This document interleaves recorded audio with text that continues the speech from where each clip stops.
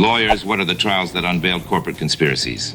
Case 36, the meat monopoly, Swift and Company versus U.S., 1905.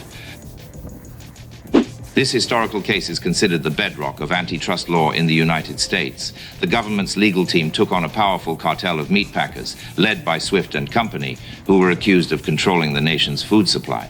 The legal team argued that these companies had formed a conspiracy to fix prices and shipping rates. By controlling 60% of the market, the cartel allegedly forced consumers to pay higher prices for meat while squeezing the farmers who raised the cattle. The conspiracy involved the companies agreeing not to bid against each other and to blacklist competitors.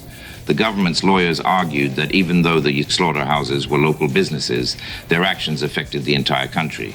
To prove this, they introduced a revolutionary legal concept called the stream of commerce doctrine. The legal team argued that because the cattle came from one state, were processed in another, and sold in a third, the federal government had the right to step in and regulate the business to protect the economy. The unveiling was the exposure of how the cartel manipulated the market to ensure they always profited, regardless of supply and demand.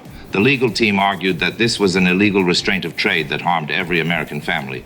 The result, the Supreme Court ruled in favor of the government, breaking up the cartel. This legal victory is the grandfather of all modern corporate conspiracy trials. It established the power of the federal government to stop companies from colluding to rig the market, laying the foundation for the antitrust laws used today against tech giants and monopolies.